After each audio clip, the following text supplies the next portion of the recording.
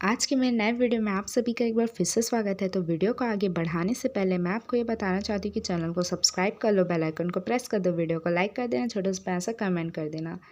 तो इस वीडियो में हम देखेंगे शैवाल का जनरल कैरेक्टर, जिसको इंग्लिश में एल्गी भी कहा जाता है। तो जैसे कि हम देखते हैं कि एल्गी का जो स्टडी है वो फाइकोलॉजी कहलाता है और इस शब्द की उत्पत्ति जो है फाइकोस शब्द से हुई है, जो कि ग्रीक भाषा का शब्द है। और इसका एक्चुअल मीनिंग जो होता है शी वीड्स होता है, मतलब समुद्री खरपतवार होता है। तो यहाँ लीनियस जो है उनके अनुसार जो है एल्गी जो है लैटिन भाषा का शब्द है, जिसको क्लासिफिकेशन में सम्मिलित किया गया है। और ईयर 1836 में एडलीचर ने सर्वप्रथम जो है थैलोफाइटा के अंतर्गत एल्गी, फंगी और लाइकेन्स को रखा था। तो जो एल्गी होते हैं वो ऑटोट्रॉफिक होते हैं, मतलब ये अपने भोजन का निर्माण जो है स्वयं करते हैं और भोजन का निर्माण की क्रिया में क्लोरोफिल की उपस्थिति में ये अपने भोजन का निर्माण करते हैं। तो शैवाल के अन्य समूहों में क्लोरोफिल की जो मात्रा है वो कम और अन्य पिगमेंट जो होते हैं उनकी मात्रा जो होती है वो अधिक होती है। तो शैवाल का जो स्पेसिफिक कैरेक्टरिस्टिक है वो देख लेते हैं कि शैवाल में जो होता है वो क्लोरोफिल पिगमेंट पाया जाता है। अतः ये स्वपोषी मतलब ऑटोट्रॉफिक होते हैं। एल्गी जो होते हैं उनकी प्लांट बॉडी जो होती है नॉर्मल होती है, जो जड़, तना और पत्तियों में बटे हुए होते हैं और इनमें सेक्स ऑर्गन जननांगों में जटिलता नहीं पाया जाता, मतलब वो कॉम्प्लेक्स के साथ नहीं पाया जाता। ठीक है। फिर इनमें कंडक्शन सिस्टम, संवहन तंत्र का जो होता है अभाव होता है और इसमें कोशिका भित्ति, सेल वॉल जो होता है वो सेलुलोज से बना होता है।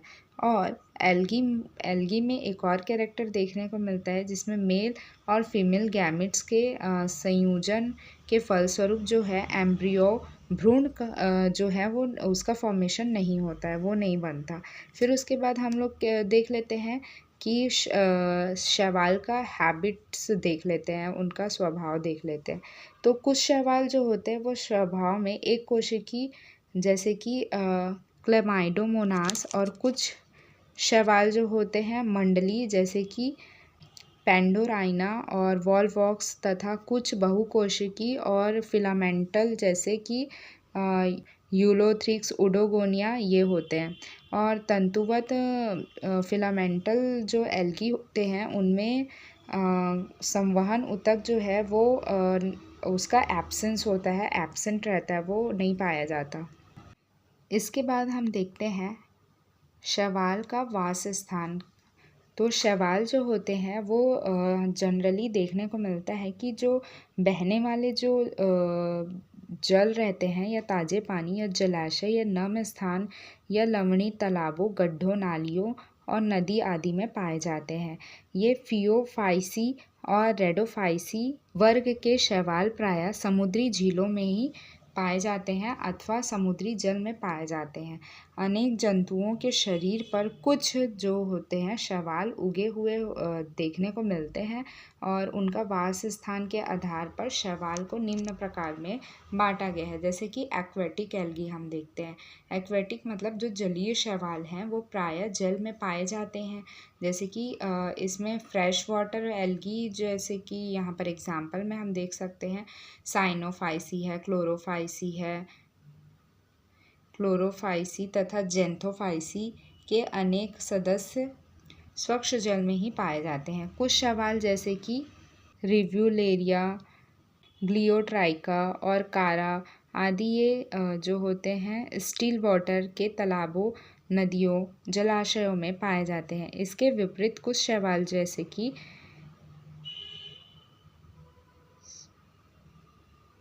बेट्राकॉस्पोरम और क्लेडोफोरा जो होता है और हाइड्रोडिक्टियन, वॉलवॉक्स आदि जो होते हैं ये भी ताज़े पानी में पाए जाते हैं। और वहीं मैरीन एल्गी का देखते हैं जैसे कि फियोफाइसी, रेडोफाइसी के अनेक शैवाल जो होते हैं वो समुद्री जल में पाए जाते हैं, जैसे कि एक्टोकार्पस, सरगासम और और पॉलीसाइफोनिया आदि। और इसके अदर हैबिटाट्स देखते हैं तो यहाँ पर स्नो एल्गी देखने को मिलता है, मतलब बर्फीली एल्गी, जो कुछ शैवाल ऐसे भी हम देखते हैं जो बर्फ़ में उगे हुए देखने को मिलते हैं, जैसे कि क्लेमाइडोमोनास येलोस्टोनेंसी और लिथोफैटिक एल्गी जैसे कि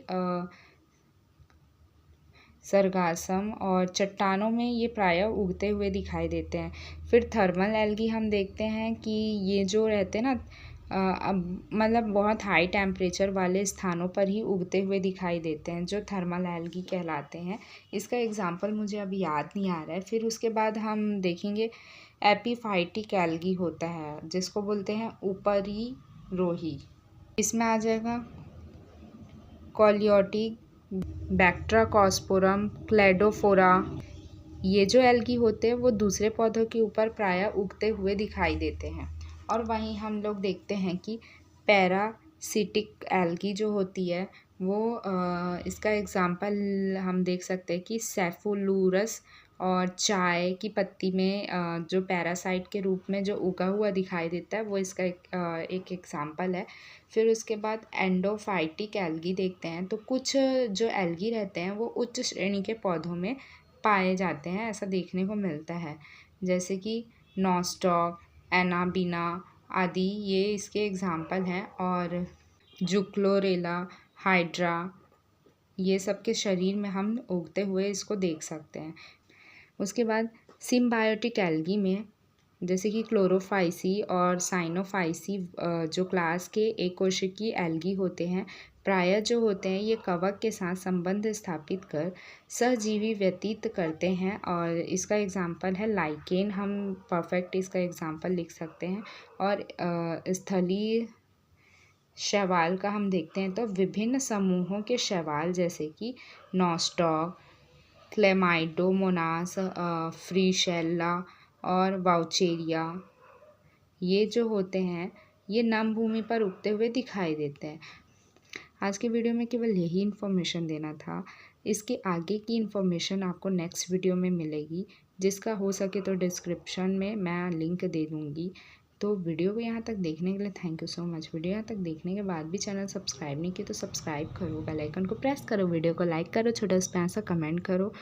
और नेक्स्ट वीडियो में हम देखेंगे कि शैवालों का ऑर्गेनाइजेशन वगैरह, ये सब हम देखेंगे।